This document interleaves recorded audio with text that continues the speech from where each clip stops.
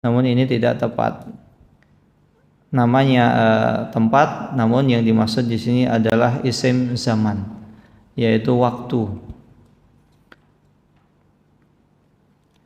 Allah Subhanahu wa taala berfirman, tabbat yada abi lahabi wa tab. Celaka kedua tangan Abu Lahab.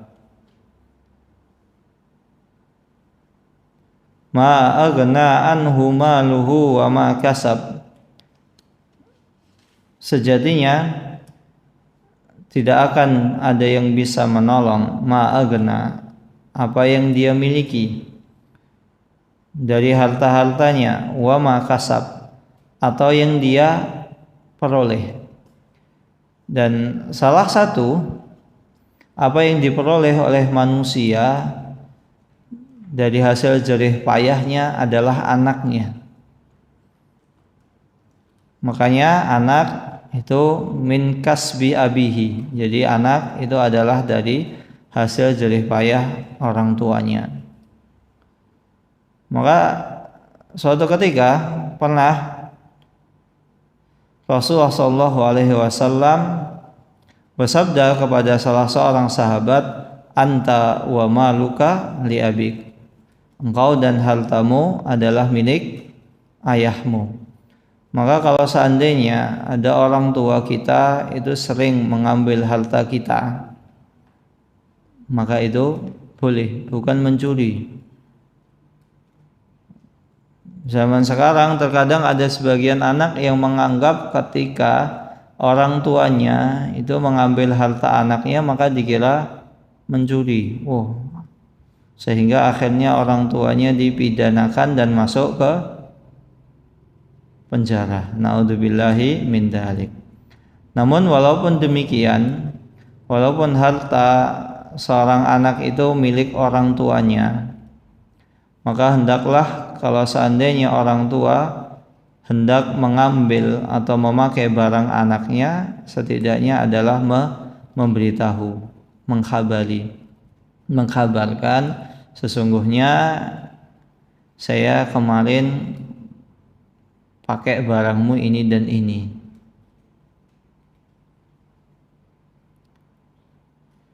Wa ma kasab, dan anak adalah salah satu dari apa yang diusahakan oleh seorang ayah. Sayasla naron datal lahab, dan sesungguhnya Abu Lahab itu sayasla naron, maka akan masuk ke dalam neraka Jahannam, datal lahab, yang memiliki api yang menyala-nyala.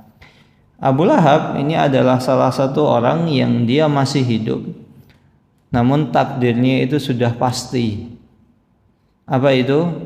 Masuk neraka Jahannam. Adapun kisah-kisah selain Abu Lahab itu belum ada secara spesifik. Hanya Abu Lahab saja. Abu Lahab ini adalah orang yang disebutkan secara spesifik, orangnya masih hidup, dia penghuni neraka. Dan ini sekaligus menjadi bukti bahwasanya Al-Quran itu adalah kalamullah. Al-Quran itu adalah firman Allah Subhanahu wa ta'ala. La ya'tihi min baini yadayhi batil. Tidak didapati dari segala sisi Al-Quran itu ada kebatilan, ada kerancuan, ada yang salah.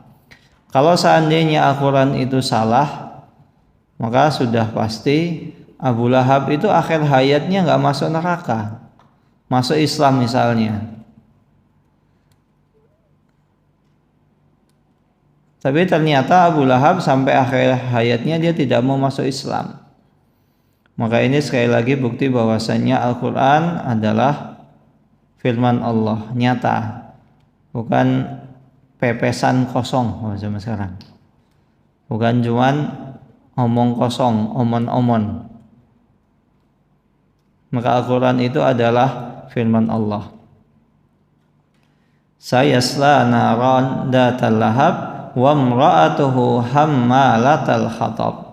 Sedangkan siapa itu? Zaujahnya Ummu Jamil.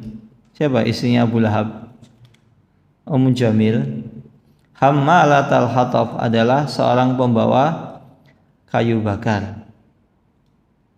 Nah, makna hammalatal hatab ini maknanya adalah kiasan. Jadi makna kias. Bukan makna yang sebenarnya. Walaupun memang Ummu Jamil ini memang diriwayatkan sering membawa kayu bakar.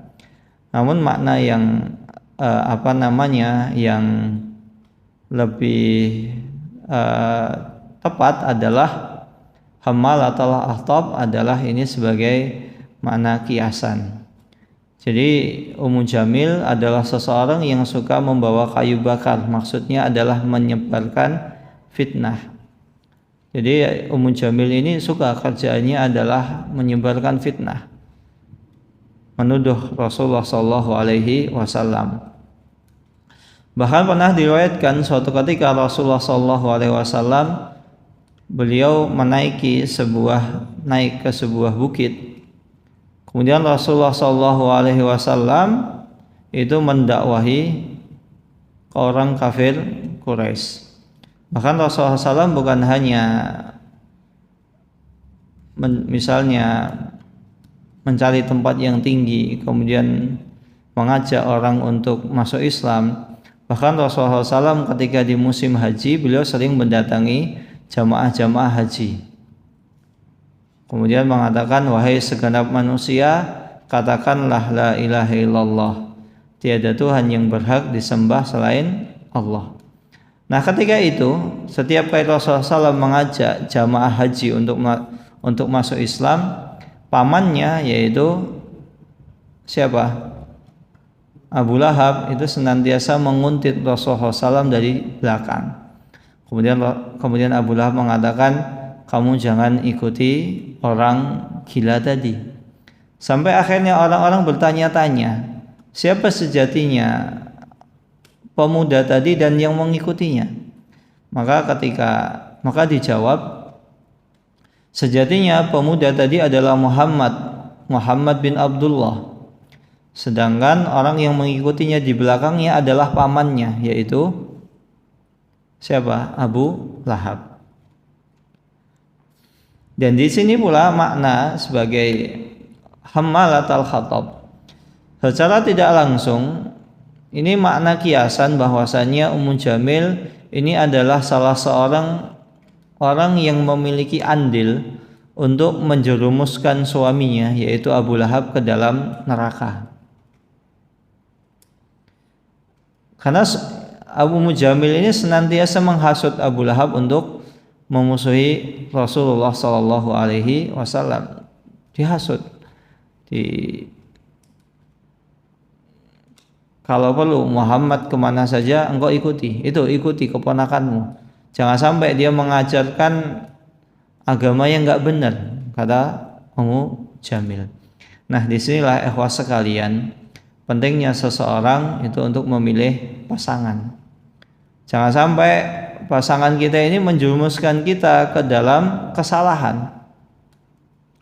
Betapa banyak seorang suami yang dia sudah lurus, istiqomah, tegap berdiri, kokoh, tapi ternyata kalah dengan seorang manusia, seorang perempuan yang secara agama naqisatu aqlin wa dinin. Dia lemah akalnya dan agamanya. Lemah akalnya karena perempuan itu lebih mengedepankan perasaan. Perasaan itu tidak salah, tapi ketika terlalu dominan perasaan, maka segala sesuatu itu dipikir dengan perasaan. Oh, menurut saya ini, nah itu yang bahaya. Padahal syariat itu telah menekankan atau telah memiliki aturan. Dan lemahnya agama karena perempuan itu mereka ketika haid tidak sholat dan tidak puasa. Maka hati-hati, pasangan itu sangat besar, memiliki andil untuk menjerumuskan seseorang ke dalam kesalahan. Wa imra'atuhu hammalatal hatab fi jidiha hablum min masad. Yang mana di lehernya itu hablun. Apa itu hablun? Tali min masad, dari tali yang biasa digunakan untuk mengikat kayu bakar. Yang dirahmati Allah Subhanahu wa taala, tabbat yada abi lahabi wa tab, maknanya adalah khasirat yadahu wa khabat. Sungguh celaka tangannya dan dia. Di sini Allah Subhanahu wa taala menyebutkan dengan kata tangan. Bukan berarti yang celaka itu atau yang masuk neraka itu hanya tangannya Abu Lahab. Tapi di sini adalah keseluruh tubuhnya. Karena kecelakaan Abu Lahab ini disebabkan karena ulah kedua tangannya, apa yang dia perbuat. Al-awwal du'aun alaihi. Tabbat di sini adalah doa keburukan untuk Abu Lahab. Da'a yada'u ala, itu maknanya adalah keburukan. Nah, berbeda ketika da'a yada'u ila, maka itu artinya adalah kebaikan, dakwah, mengajak kepada kebaikan. Wa tsani khabar, dan tabbat di sini maksudnya yang kedua adalah khabar, sebagai apa? Sebagai kabar bahwasanya kelak Abu Lahab adalah seseorang yang akan masuk neraka. Ini sekaligus sebagai bukti akan kebenaran Al-Quran. Al-Quran itu tidak pernah salah. Bahkan sampai orang yang masih hidup sekalipun sudah ada fatwanya. Dan orang tersebut tidak keluar dari fatwa atau keputusan yang telah ditetapkan oleh Allah Subhanahu wa taala. Wa Abu Lahab, dan Abu Lahab adalah huwa ammun Nabi. Abu Lahab ini adalah paman Nabi Muhammad sallallahu alaihi wasallam. Wa kana asyaddu a'daihi, dan Abu Lahab ini adalah orang yang paling memusuhi Rasulullah SAW. Jadi kalau antum misalnya ada keluarga yang memusuhi antum, itu hal yang biasa, sudah ada salafnya. Rasulullah SAW itu yang memusuhi adalah pamannya. Dan Abu Lahab ini adalah orang yang paling getol untuk memusuhi Rasulullah. Bahkan mencurahkan seluruh hartanya demi bagaimana caranya agar Rasulullah SAW itu dakwahnya gagal. Kasira adiyatin lahu, yaitu banyak memusuhi, banyak mengganggu, banyak menciderai, banyak mendolimi. Watanakus lahu, dan banyak merendahkan, mengejek, memfitnah lahu walidinihi, baik untuk agama Islam tersebut maupun kepada Rasulullah SAW. Jadi Rasulullah SAW sering direndahkan oleh Abu Lahab, diejek, diolok, digelari, diberikan sematan-sematan yang tidak tepat. Bahkan bukan hanya itu saja. Jika kita lihat Abu Lahab ini adalah seseorang pamannya Nabi, artinya beliau dari Banu Hashim, dan istrinya yaitu siapa? Ummu Jamil, itu adalah dari Banu siapa? Umayyah. Karena Ummu Jamil ini adalah bibinya Utsman bin Affan. Maka secara nasab dengan Rasulullah SAW ini dekat semua. Karena Utsman bin Affan itu juga nasabnya ketemu dengan nasabnya Rasulullah SAW. Dan di sisi yang lain, Banu Hashim dan Bani Umayyah adalah sebuah kabilah di bangsa Arab yang paling disegani. Maka dulu ada sebuah kisah kenapa Abu Jahal tidak mau beriman kepada Nabi Muhammad. Abu Jahal itu tahu bahwasanya Nabi Muhammad membawa risalah yang benar. Kemudian dia bingung gimana ini Abu Jahal dan Al-Walid ibnu Mughirah. Gimana ini? Kalau saya mengakui bahwasanya Muhammad itu membawa risalah yang benar, kemudian engkau masuk Islam, bubar nanti bangsa Quraisy. Karena apa? Muhammad Bani Hashim. Al-Walid ibnu Mughirah itu dari Bani Umayyah. Kalau misalnya grade-nya ya, Banu Hashim itu grade A, Bani Umayyah grade B. Dan itu dua-duanya adalah pentolan. Abu Jahal dari Banu Hashim, pentolannya, termasuk orang yang paling disegani. Al-Walid ibnu Mughirah adalah orang yang paling tua di Bani Umayyah. Bukan hanya paling tua, paling disegani. Nah, ketika dua pentolan grade A dan B, pentolannya itu semuanya masuk Islam, maka sangat mungkin kabilah atau kabilah-kabilah yang lain akhirnya masuk Islam. Mau alasan apa? Itulah yang paling bagus saja masuk Islam. Nabinya Bani Hashim, pengikutnya dari Bani Umayyah. Maka saat itu Abu Jahal mengatakan, pokoknya gimana caranya engkau wahai Al-Walid ibnu Mughirah jangan masuk Islam. Nah, lantas bagaimana gimana agar saya bisa menolak bahwasanya Muhammad itu ajarannya tidak benar? Maka Abu Jahal memberikan ide begini dan begitu. Muhammad orang gila, Muhammad penyihir dan lain sebagainya. Itu idenya Abu Jahal semua. Dan kita kembali, Ummu Jamil ini dari Bani Umayyah, yaitu sebuah kabilah yang paling dihormati di suku Arab, di bangsa Arab itu paling dihormati. Maka Abu Lahab dan Ummu Jamil ini dua-duanya getol sekali bagaimana caranya agar seseorang itu tidak mendengarkan dakwahnya Nabi Muhammad sehingga tidak masuk Islam. Ini luar biasa perjuangannya. Maka kita sebagai umat Islam yang kita telah mendapatkan hidayah, maka kita harus jangan mau kalah dengan orang-orang yang berusaha untuk memadamkan cahaya Islam.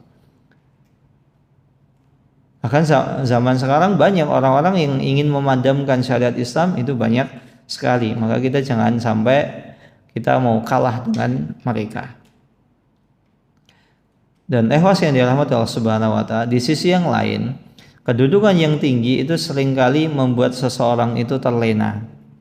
Di sini Abu Lahab dan istrinya memiliki kedudukan yang tinggi, dari keluarga yang terpandang, kekayaan yang banyak, posisi yang menggiurkan. Maka seringkali membuat kekayaan, posisi, jabatan, kemudian status di masyarakat itu membuat seseorang itu akhirnya gengsi untuk mengakui kebenaran. Wa thabata fi sababi nuzuliha, dan telah sabit tentang salah satu sebab kenapa surat Al-Lahab ini diturunkan kepada Nabi Muhammad SAW. Disebutkan suatu ketika Rasulullah SAW itu mendaki Bukit Sofa. Bukit Sofa itu aslinya adalah tinggi, teman-teman sekalian. Terkadang ada orang ketika haji atau umroh kaget, Ustadz, mana Bukit Sofa? Itu Pak, Bukit Sofa. Loh, kok bukitnya kecil, kok bukitnya pendek? Ya, bukitnya sekarang pendek, kecil, tidak seperti bukit, cuman seperti gundukan tanah. Semoga antum semua bisa ke sana, Allahumma amin. Jadi Bukit Sofa itu kecil, seperti gundukan tanah. Kalau zaman dulu tidak seperti itu, beda. Karena Mekah itu secara tanah itu bergelombang.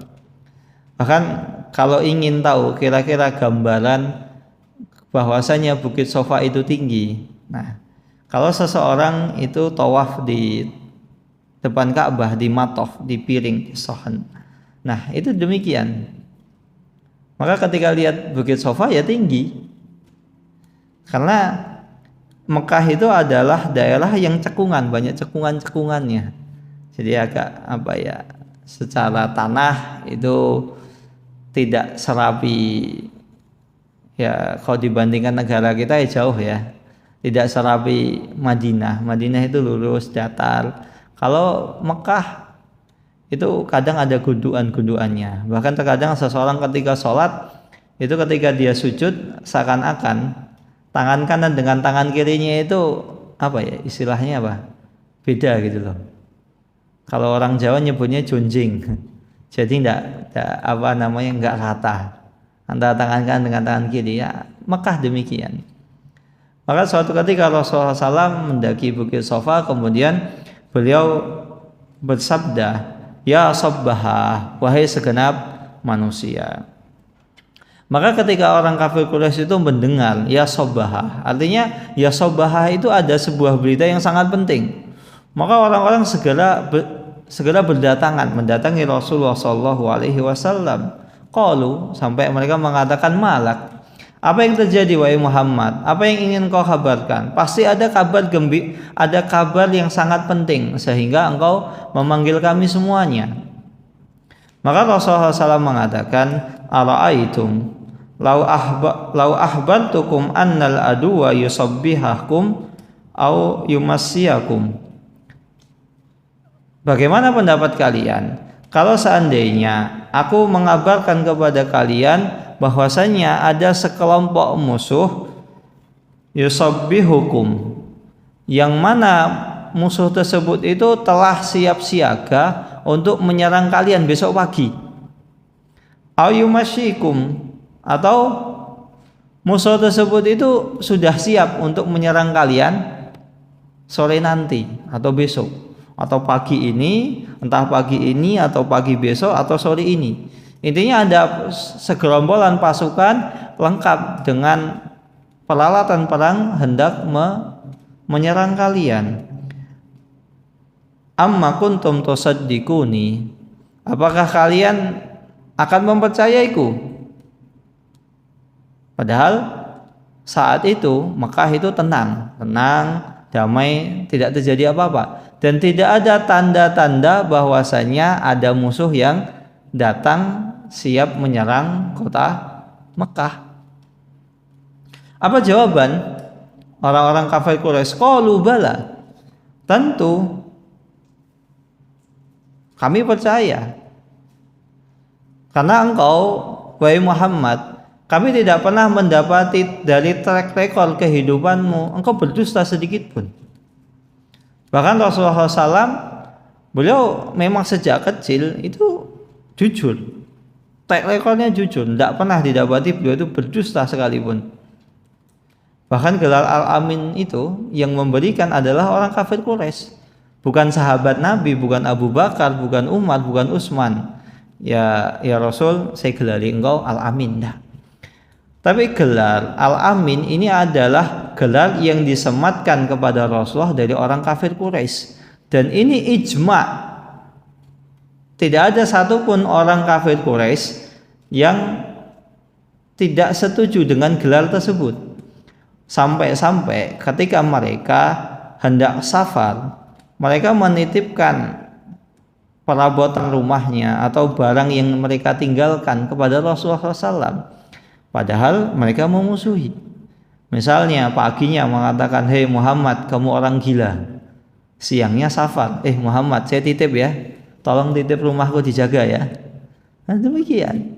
Itu bukti bahwasanya tidak ada satupun alasan yang bisa dibenarkan sematan-sematan yang dilontarkan kepada Rasul, gila, tukang sihir, dukun dan lain sebagainya, tidak ada. Bahkan ini juga sekaligus sebagai bantahan untuk orang-orang yang mengatakan katanya Al-Quran itu adalah hasil karangan Muhammad.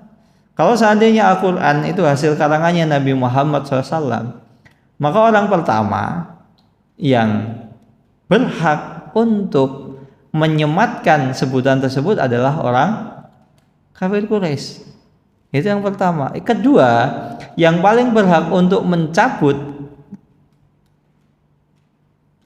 gelar Al-Amin adalah orang kafir Quraisy. Gara-gara Al-Quran ini loh, anak dengan bapaknya berpisah, suami dengan istrinya cerai, kakak dengan adiknya ribut, gara-gara Al-Quran, gara-gara bikinannya Muhammad.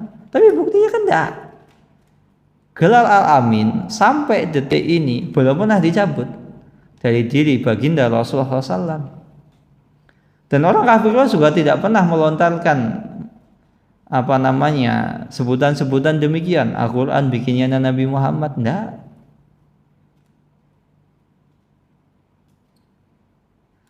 Ini bantahan untuk orang-orang orientalis yang memusuhi Islam.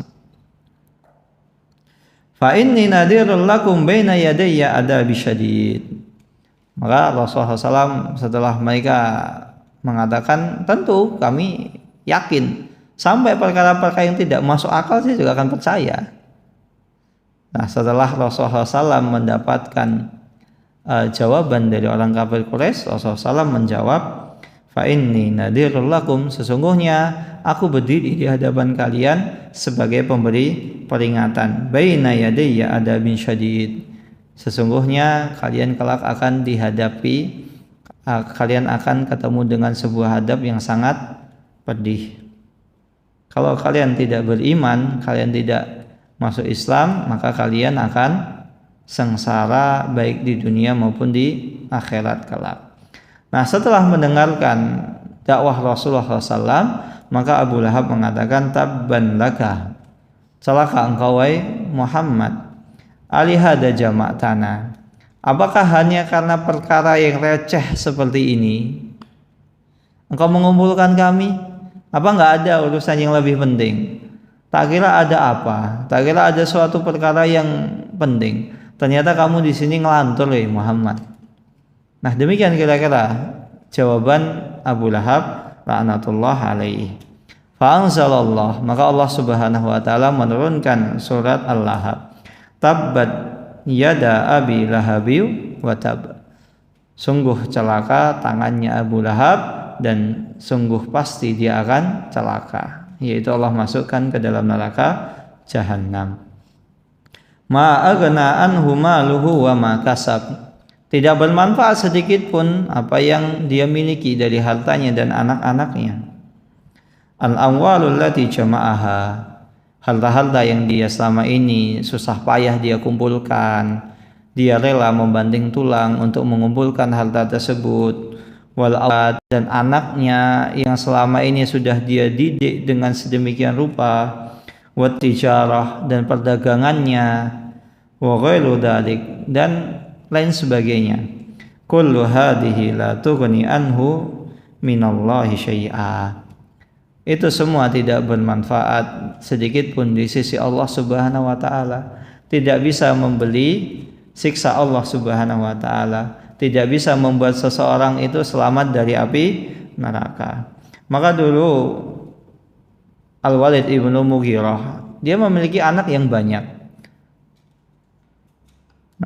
Memiliki anak yang banyak, harta yang banyak, kedudukan yang tinggi, dan usia yang panjang. Maka salah satu sesumbar Al-Walid ibnu Mughirah mengatakan, wahai Muhammad, kalau seandainya di neraka itu ada 8 malaikat yang menjaga, atau malaikat yang akan menyeretku nanti kelak di neraka, maka aku memiliki 13 anak. Yang mana 13 anak ini semuanya siap untuk melawan malaikat-malaikat tersebut. Sombong Al-Walid ibnu Mughirah. Karena memang anak-anaknya Al-Walid ibnu Mughirah adalah orang-orang yang secara postur tubuh tegap, tinggi, gagah, perkasa. Salah satu buktinya adalah Khalid bin Walid. Khalid bin Walid itu adalah anaknya Al-Walid ibnu Mughirah. Khalid bin Walid adalah seorang panglima perang yang ketika memimpin perang tidak pernah kalah. Zero. Nggak pernah kalah. Win streak. Nggak pernah sedikit pun kalah, itu nggak pernah. Bahkan ketika perang Uhud, perang di mana Rasulullah SAW mengalami kekalahan, Rasul dan para sahabatnya mengalami kekalahan. Siapa pemimpinnya?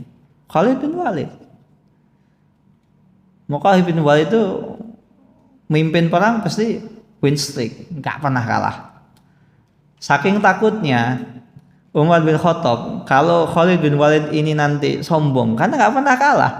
Perang apa saja, Khalid menang, Khalid menang, Khalid menang. Nah, ketika di zamannya Umar bin Khattab, Khalid bin Walid ini diturunkan jabatannya. Karena apa? Takut Khalid bin Walid itu akan sombong.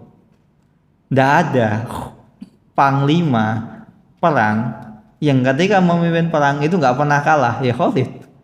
Kecuali Khalid. Maka Al-Walid ibnu Mughirah sombong karena anak-anaknya hebat-hebat. Saking sombongnya nantang, kalau seandainya nanti saya diseret ke neraka, anak-anak saya yang akan menolong saya. Begitu juga dengan Abu Lahab. Abu Lahab sombong. Maka harta, anak, apa yang dimiliki tidak bermanfaat sedikit pun. Tidak bisa membeli siksa api neraka atau tidak bisa menunda siksa api neraka tersebut itu sedetik pun. Sayasla naran datal lahab wa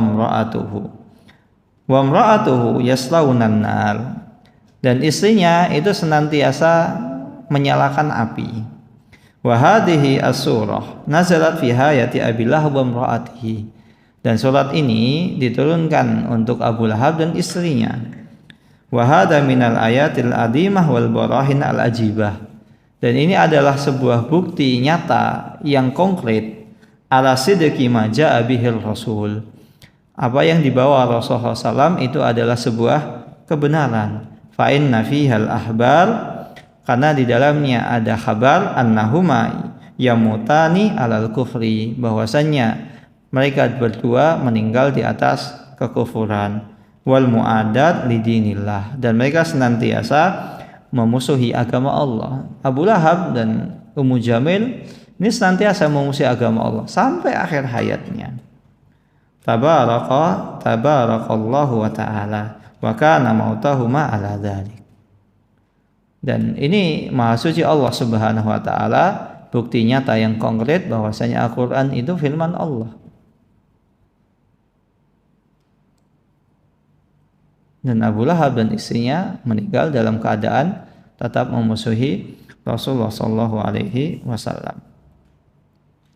Wa imra'atuhu, dan istrinya Abu Lahab ini namanya adalah Arwa bintu Harb, atau biasa disebut dengan Ummu Jamil. Karena Ummu Jamil, kenapa disebut Ummu Jamil? Karena cantik. Apalagi perempuan tuh kalau sudah cantik, kaya raya, memiliki strata tinggi di masyarakat, maka sangat mungkin sekali berpotensi untuk menjadi jiwa yang sombong, pribadi yang sombong. Apalagi terkadang ada seseorang, dia ganteng, nggak kaya, itu sombong. Ganteng, nggak kaya, sombong. Apalagi ganteng, kaya raya, memiliki strata yang tinggi di masyarakat, itu sangat berpotensi untuk sombong. Maka hati-hati, sombong itu bisa saja menghinggapi siapapun tanpa terkecuali.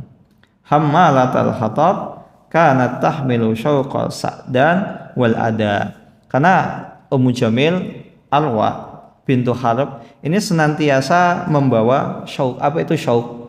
Duri. Diriwayatkan Ummu Jamil, salah satu pekerjaan Ummu Jamil ini kalau malam hari dia senantiasa membawa kayu yang ada durinya. Nah, kemudian kayu-kayu tersebut itu disebarkan atau diletakkan di jalan-jalan yang biasa dilewati oleh Rasulullah SAW. Bahkan Abu Lahab dan istrinya ini biasa ketika Rasulullah SAW membuka pintu, maka di situ sudah ada duri. Jadi coba bayangkan, setiap buka pintu ada duri, setiap buka pintu ada duri, ada penghalang. Ini baru dari Abu Lahab, belum dari pembesar Quraisy yang lain.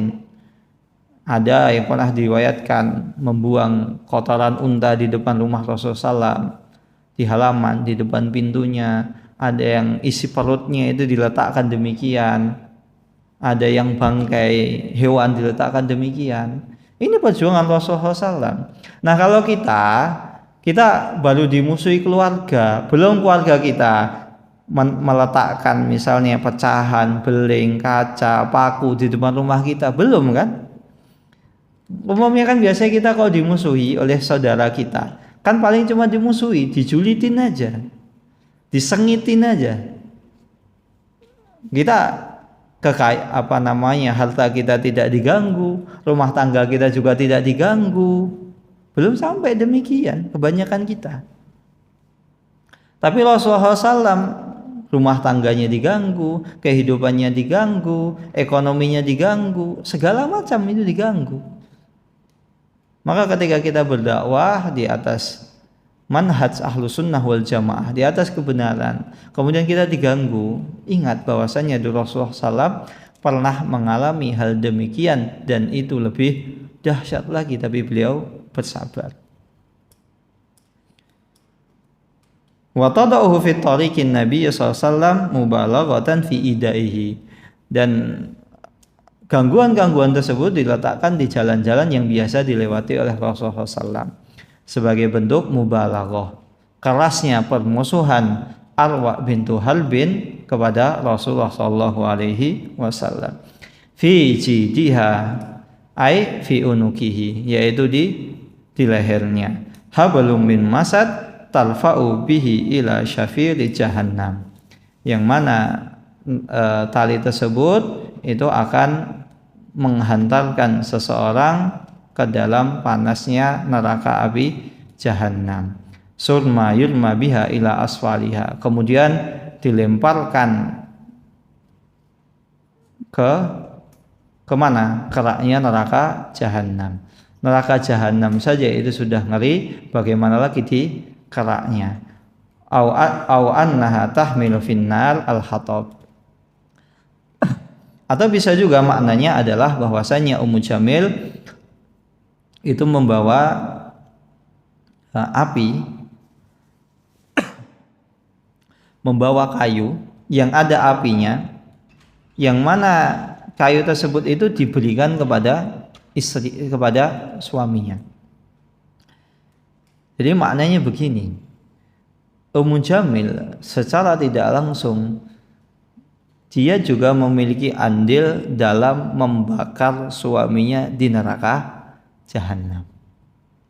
Sebagaimana dulu Ummu Jamil itu membakar atau memusuhi, memfitnah Rasulullah SAW, maka Ummu Jamil kelak di akhirat itu akan Allah Subhanahu wa taala siksa dengan cara dia menyiksa suaminya.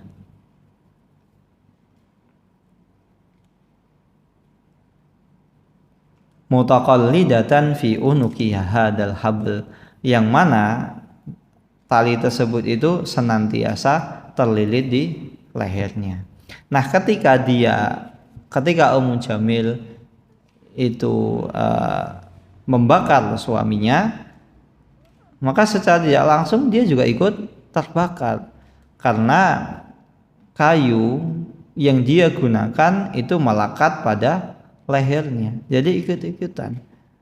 Maka Ummu Jamil disiksa untuk menyiksa dirinya dan suaminya, begitu juga sebaliknya.